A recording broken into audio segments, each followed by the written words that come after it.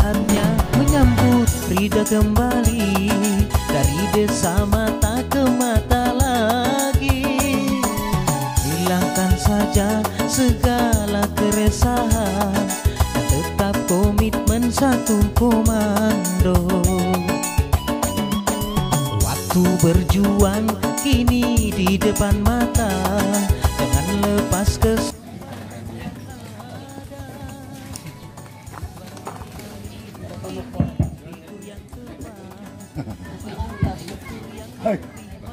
Bismillahirrahmanirrahim. Assalamualaikum warahmatullahi wabarakatuh. Yang saya hormati sahabat saya Pak Ali SHMH bersama Ibu yang hari ini tampil sangat meyakinkan. Yang saya hormati adik-adikku semua yang energik yang ada di hadapan kita semua ini. Saya tidak perlu sebutkan satu persatu, tapi pasti beliau-beliau calon pemimpin masa depan kita. Mereka adalah kader-kader yang sudah teruji kapasitas dan kualitasnya semua. Rata-rata mereka adalah putra-putra asli Buton Utara, dan saya yakin ke depan mereka akan berjaya di Buton Utara ini. Tapi sebelum saya lanjutkan, saya mau tes dulu. Masih semangat? Semangat! Betul? Betul! Saya mau tes. Tolong ibu-ibu dulu yang menjawab. Kompak. Laki-laki dia kan? Saya mau tes.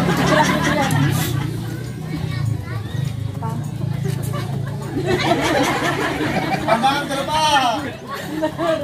Satu komando.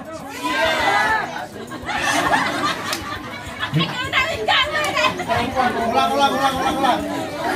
Angkat tangan perempuan. Ayo perempuan ke tangan. Megang dengan ini. Ya. Satu komando.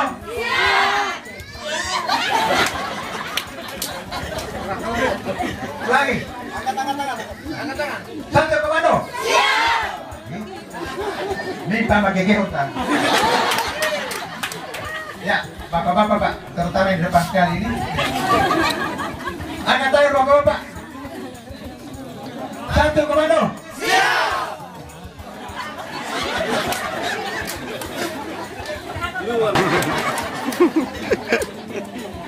Saya tidak sangka bapak-bapak ini sangat energik.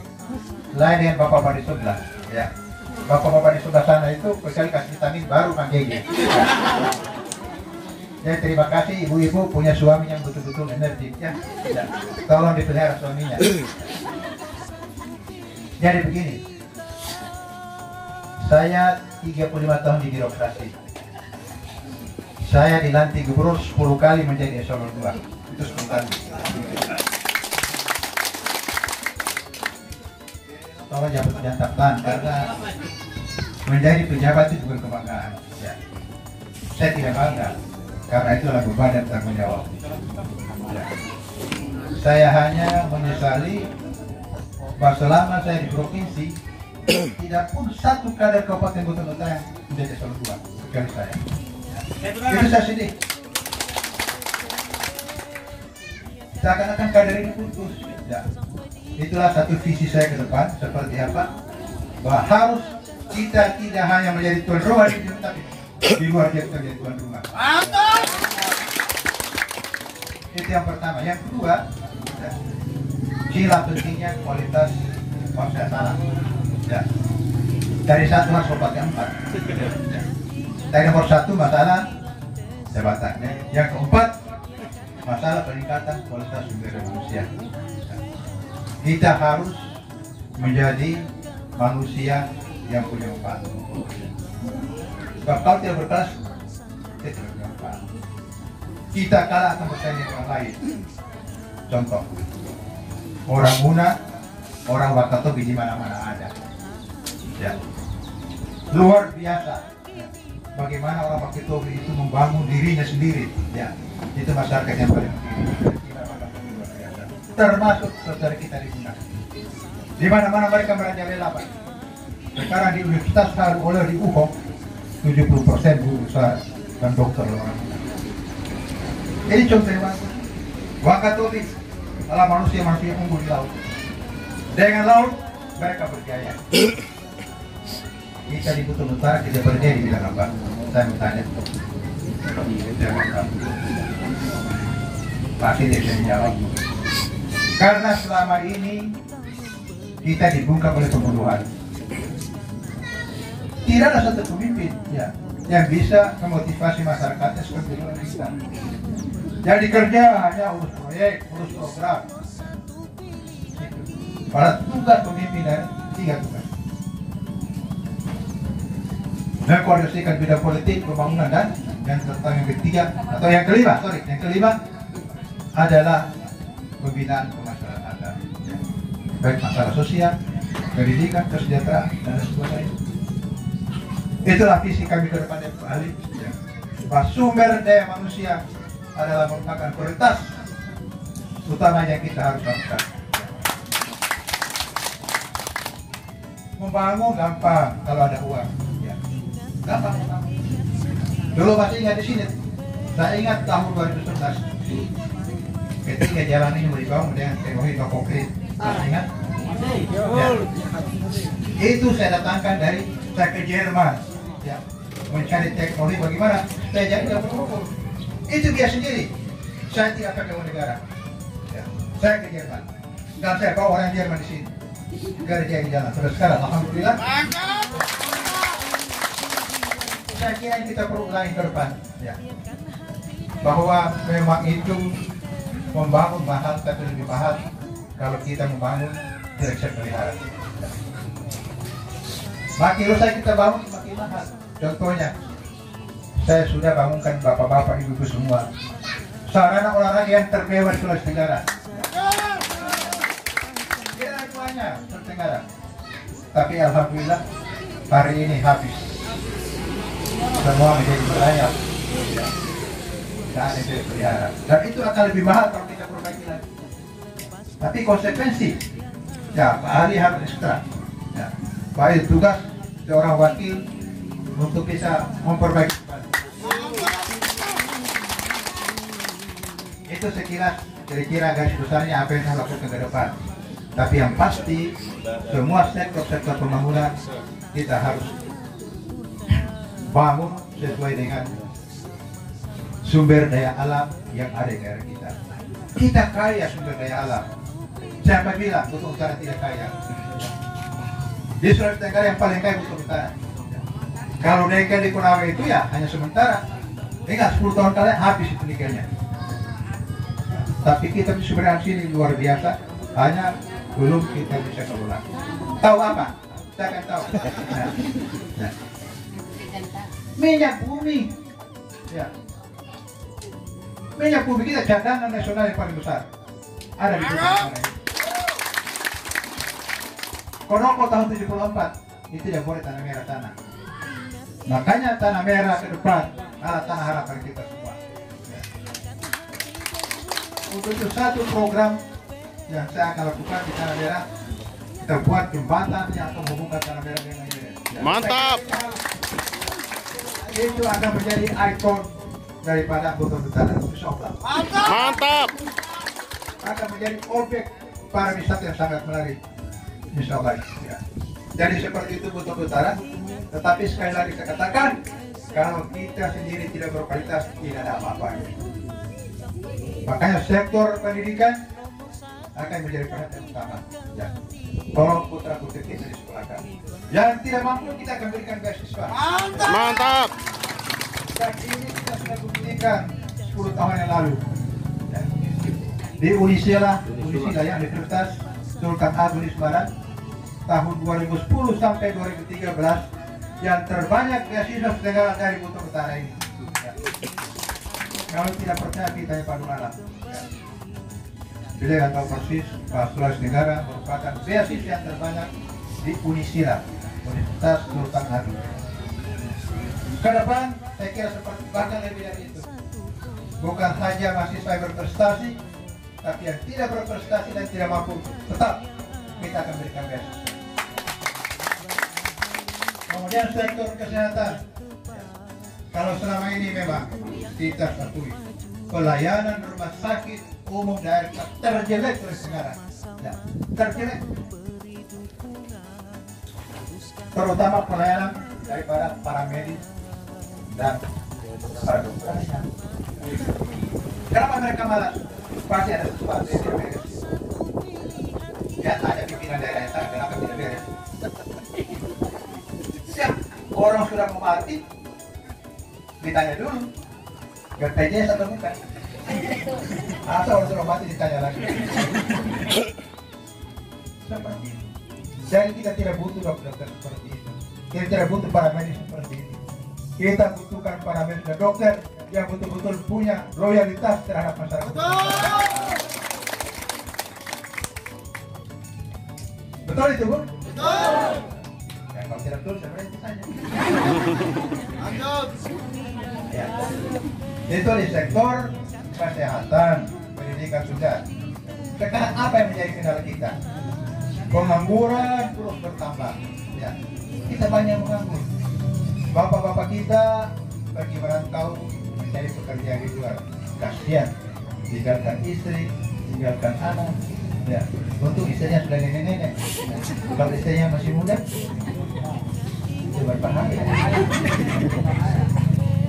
Ke depan jangan ada lagi yang pergi merantau hanya mencari, banyak menjadi jongos di luar sana. Ya. Saya tidak ikhlas.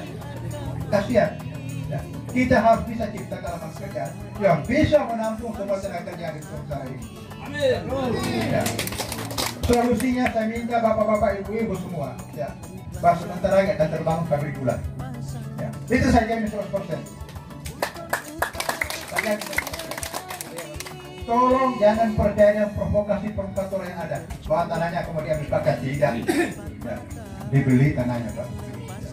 Kecuali tanah bebas negara, ya itu hak negara untuk memberikan. Tapi kalau hak pribadi, itu dikembalikan kepada saudara semua. Mau dijual atau mau pakai sendiri. Ya. Karena sistem, ya, perkebunan itu ada dua macam. Sistem bir dan sistem mandiri. Dan seperti itu. Dan itu butuh 20.000 tenaga kerja Bapak Ibu.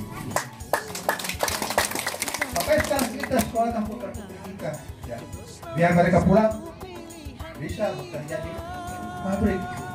Contohnya itu di Gorontalo, beberapa kali Gorontalo meninjau untuk lokasi pabrik gula. Ya. Dari desa yang terpencil dan termiskin menjadi sebuah kota yang mewah. Ya. Itu sekitar pabrik gula. Ya. Menjadi kota. Ya, dalam waktu yang singkat. Dari besar lusa, Ulusu Barat ini, ya, akan menjadi barometer kemajuan di Kutub Utara. Jadi seperti itu kira-kira penciptaan lapangan kerja oleh pemerintah. Ya tentunya semua itu nanti akan didukung oleh infrastruktur jalan yang bagus. Ya, untuk apa? Pertanian kita bagus, perikanan kita bagus, perkebunan kita bagus. Kalau jalan rusak, tiada apa-apa yang semua itu akan menjadi murah. Ya. Harga barang-barang kita akan menjadi murah. Ya. Kemudian barang-barang lain akan menjadi mahal. Itu teori ekonomi bisa dibantah itu. Pasar akan lusuh. Begitu Bapak Ibu semua. Ya. Jadi mari kita semua bersatu padu, ya, Pak. Ya. Bersatu padu, kita pusatkan kekuatan kita semua untuk membangun daerah ini. Sebab pemerintah juga tanpa rakyat tidak bisa berbuat apa-apa. Karena kedaulatan itu ada di tangan rakyat. Dan sebaliknya, rakyat juga mau pemerintah tidak susah. Dari antara rakyat dan pemerintah itu harus bersatu padu untuk membangun daerah ini. Ya. Saya yakin keterpurukan dan ketertinggalan kita selama 4-5 tahun ini kita akan bisa tutupi 5 tahun yang akan datang. Kalau saya kira itu bukan barang susah. Ya. Itu ada cara-caranya. Ya. Dan ada rumus yang bukan seperti itu. Ya. Yang tahu hanya Pak Ahli. Karena yang namanya Pak Ahli. Ya, pemberdayaan perempuan katanya. Itu heran sekali ya. Tadi Pak Wakil bicara soal hak-hak perempuannya. Ini lagi dibisikan. Pemberdayaan perempuan. Ini yang penting, artinya pemberdayaan dia dari aspek ekonomi. Artinya ibu-ibu nanti ya jangan hanya duduk-duduk di rumah, ya. Kerjanya melahirkan, menyusui, gitu. Memandikan anak, itu kodrat namanya. Kita perlu rezeki itu harus dicari. Soal ya atau tidak itu dari Allah Subhanahu Wa Taala. Tapi kita bekerja dan berdoa. Jadi kita bantu suami bekerja, suami ke kantor. Sedikit saya menggambarkan diri saya. Saya izin pakai dalam sedikit dulu. Kalau diizinkan saya bicara, kalau tidak itu adalah terakhir. Kenapa saya terjun di politisi? Saya menyampaikan masih 4 tahun. Yang paling unggul nomor berapa kira-kira? Itulah kehendak ilahi. Barang siapa yang tidak mengganti nomor 1, maka dia tidak menggunakan kecerdasan intelektual dan kecerdasan ilahiyah. Saya kira di tempat ini sudah ini yang beruntung, yang bersama-sama. Dan gaungkan kita pulang bahwa nomor 1 adalah nomor saja yang tunggal, yaitu nomor 1 yang berkuasa. Dan saya, kami memimpin, Pak, tidak akan mungkin menyeserang penghayat. Saya sudah gambarkan tadi. Yang saya tinggalkan jabatan adalah strategis, tapi itu merupakan kenangan. Yang sampai hari ini kita berbicara pembangunan retorika, tergantung konsep apapun yang tidak tahu. Ingat, pemimpin itu harus memiliki ilmu, bukan memimpin mencoba-coba. Membawa retorika kiri kanan membangun, memang kita membangun, tapi apa yang mau dibangun? Itu yang kita perlu bahas, jadi akan memulai satu persatu. Kemudian yang sebelum saya lanjut, tadi Pak Sujono menyampaikan kenapa Golkar memilih kami. Kemudian disambut dengan kemuliaan wakil adalah saya berbicara tugas membantu bupati terkait pengawasan. Ya. Wakil bupati membantu bupati, bukan mengurusi proyek. Kenapa kita ke depan kan? Saya fokus pembuktian Pak saya pakai, bukan pengakuan. Seseorang dipidana karena bukti, bukan karena mengaku dia bersalah cara janji. Ini cara pembuktian, Pak. Hari ini kita buktikan, mari nomor 1 di mata lagi dimenangkan. Kalau menurut keyakinan 60%, tapi saya yakin kalau kita berusaha dan bekerja, Tuhan menghendaki bisa 80% di mata lagi. Yakin? Saya kita itu harapan dan buktikan menjadi kenyataan. Bukan janji, tapi dengan niat yang tulus akan membangun Golkar. Karena kata orang, tanpa didahului dengan niat yang baik, bisa ada tercatat terkabul. Kami berniat yang paling membangun. Kami masyarakat Desa Sumampeno siap memenangkan pasangan calon Frida 2021-2025. Siap kami menangkan. Partai Demokrat saya kira kami adalah pengusung pasangan Ridwan Ahali dalam kontestan Pilkada 2020-2025 ini. Sangat berharap bahwa mari kita sambut pesta demokrasi ini dengan mengedepankan politik yang santun, yang cerdas. Saya tidak menginginkan kita terjebak dalam politik yang menebar kebencian, hoax, dan hal-hal yang itu menyerang pribadi, figur ataupun calon-calon. Karena siapapun yang bertarung di Pilkada Butur ini adalah aset dan putra-putra terbaik di putaran utara ini. Dan saya berharap bahwa mari kita beradu gagasan, visi besar kita masing-masing calon, keunggulan, track record, dan kita mau bawa kemana Buton Utara ini 5 tahun ke depan seandainya calon kita terpilih. Itu yang harus dibesarkan sebenarnya, bukan kebencian, bukan hoax atau mengamputasi. Jadi saya selaku Ketua Partai Demokrat akan turun langsung di 6 kecamatan ini, termasuk di Wakorumba. Ini adalah merupakan tanah kelahiran saya dan juga merupakan perwakilan masyarakat Hasil Turis Utara Wakorumba 2 periode di sini. Tentunya ini akan coba kami rangkul, galang, dan konsultasi kembali untuk mengingatkan bahwa mari kita bersama-sama mendukung pasangan Ridwan Jakaria Ali dalam Pilkada Butur 2020-2025 ini. Saya meyakini bahwa apabila Ridwan Ali kembali terpilih dari bupati dan wakil bupati di Buton Utara ini, insya Allah persoalan infrastruktur, persoalan kesejahteraan rakyat, ataupun peluang untuk bagaimana mengurangi angka pengangguran di Buton Utara ini akan terbuka. Karena kita sudah melihat kinerja dari Ridwan Jakaria pada saat pemenangan Ridwan Ali di Kecamatan Wakorumba, walaupun ada pihak-pihak lain yang mengklaim bahwa akan memenangkan